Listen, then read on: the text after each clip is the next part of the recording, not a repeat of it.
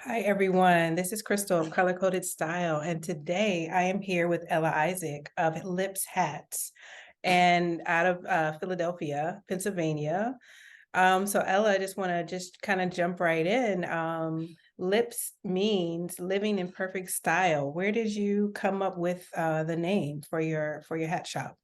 Well, actually, it wasn't something that I came up with. It was someone that I was dating at the time, and just came up with the word lips. And oh, yes, it's good for living in perfect style. And the goal at the time was to expand out of hats and into clothing and interior design. It was both supposed to be a whole lifestyle.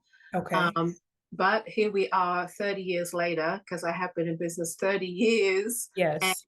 it's still been hats. I've found that it's sort of a groove that I've stuck with. I'm kind of good at it, Right. not to toot my own horn, but yes.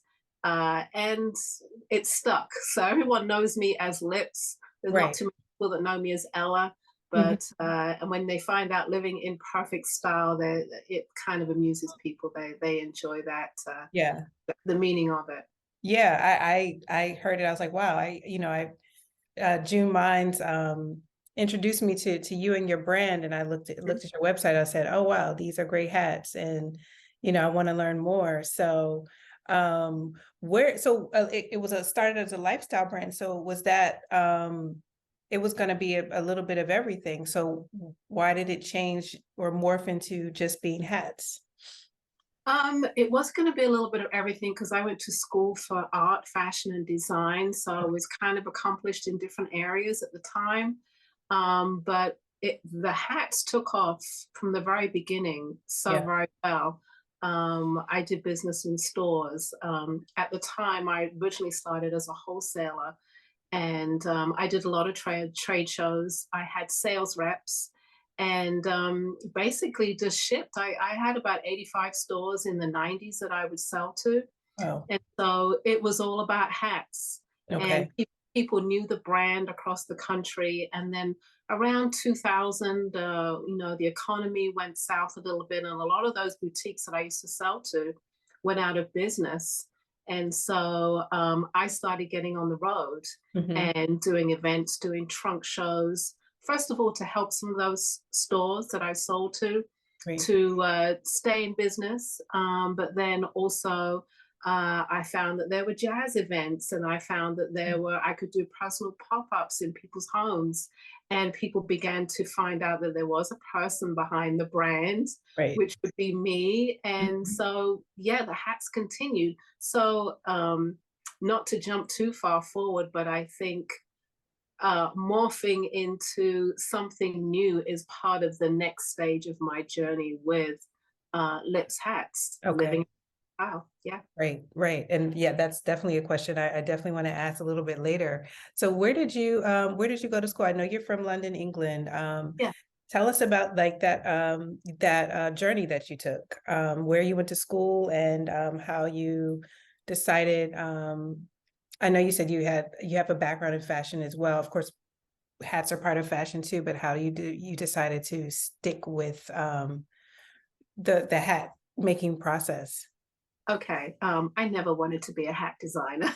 That Okay. wasn't my thing. Uh-huh. I loved graphic design. I always thought Okay. go into graphic design and that kind of career. I could see myself doing that. But I went to school in Southampton, which is not a well-known school Hmm. anywhere by any means, but Hmm. it did well by me.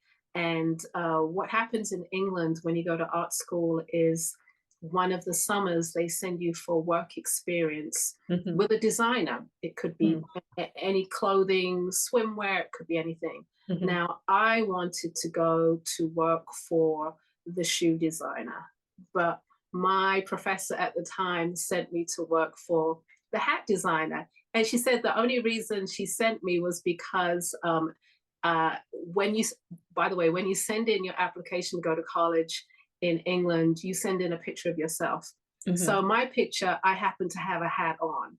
And Okay. so She said that she sent me to work for this summer experience with this milliner. So I went, and the milliner is still thriving and still doing well. Her name is Gabriella Legenza, and Uh-huh. she was a Polish milliner. Hmm. And I found that I really kind of did well and enjoyed that. Right.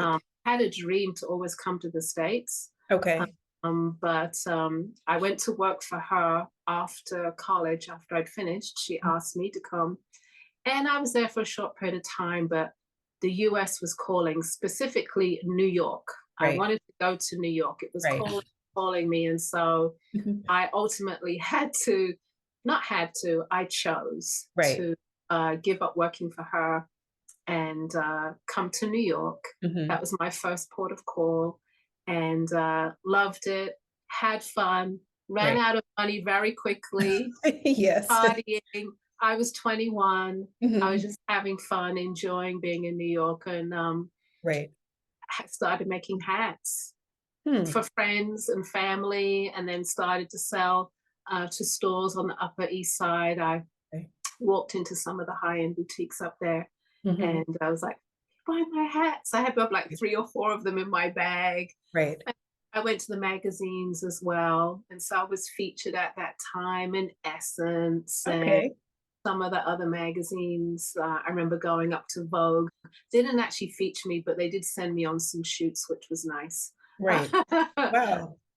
But yeah, like back then it was like you just made a phone call, like, "Can I come and show you my hats?" Right. And they're like, "Okay." So Yeah. you just walk up there with like a bag. Yeah. And yeah, so it just kind of started off there and continued. But yeah, Wow. it was not my goal to be a milliner. I just kind of fell into it. Yeah. So, how did you get to Philly then? How long were you in New York, and why did you choose Philly as your place to open your shop? Well, I think that's part of another side of my life. So I got married uh, Okay. in New York, and at the time, my husband and I were seeking a place where we could both live and work out of. We looked to New York, and it was just by chance that I just happened to.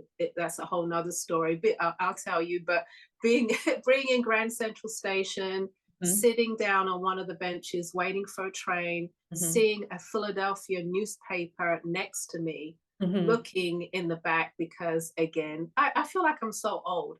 Going back when you would look for apartments, you looked in the newspaper. Yes, yes, I remember that.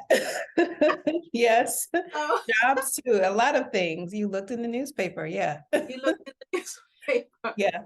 So I was looking at the newspaper and I was like, oh, look at this apartment. Listen, this apartment. They were so cheap compared to Mhm. New York. Mhm. So I sent my husband down to New York, to Philadelphia to take a look.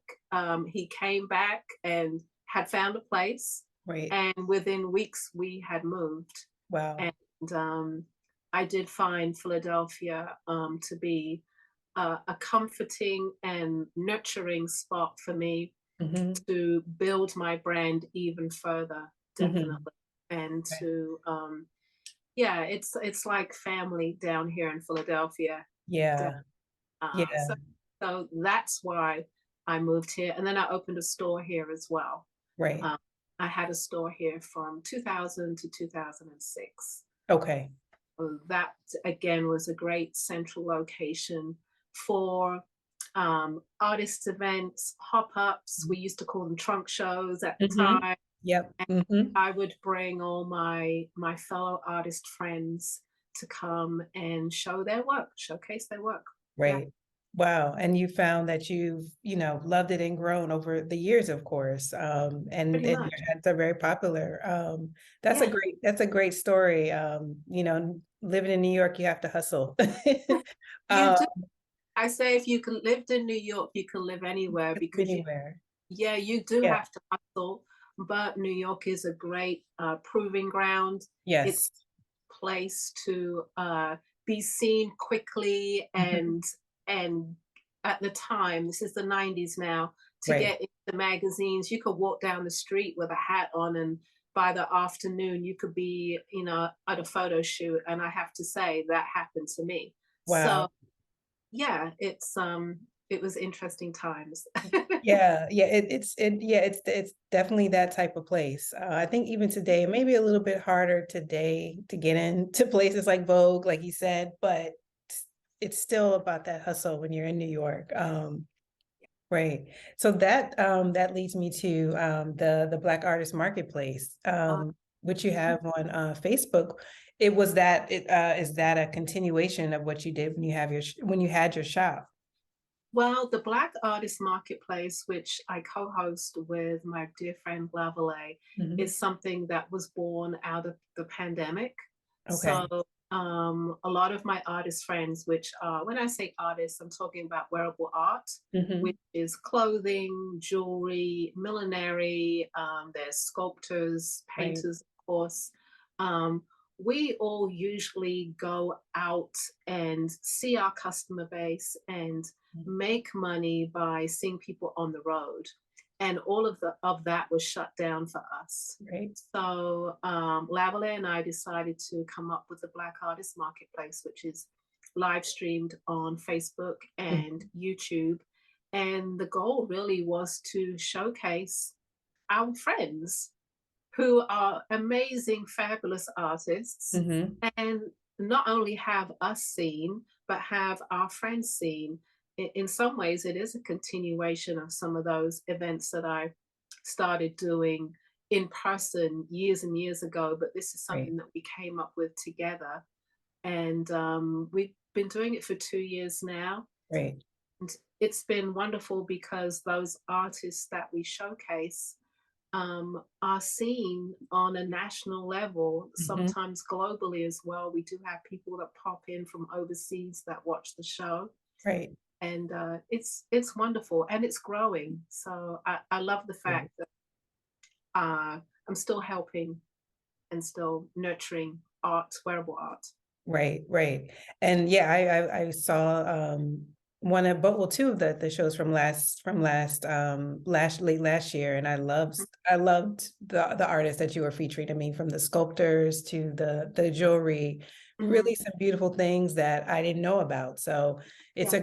it's definitely a great resource. And you said these are your artist friends. So you and Yeah. Lavalley's artist friends. Do you do you see it going any further or and actually maybe having pop-ups in different places with artists coming together now that COVID is kind of, I know it's still there, but it's, we're It's still there, but we're back out. I yeah, mean, this past year, 2022, was the first year we were all back on the road doing particular events. right. But my goal is to also remind these artists that there is an online platform, Hmm. there's an online audience, and that is part of everybody's future. Very Everybody should be, if you're not willing to do a Facebook Live, and believe me, I was not interested in doing that at all. okay. Okay. Like, but It's since we, different.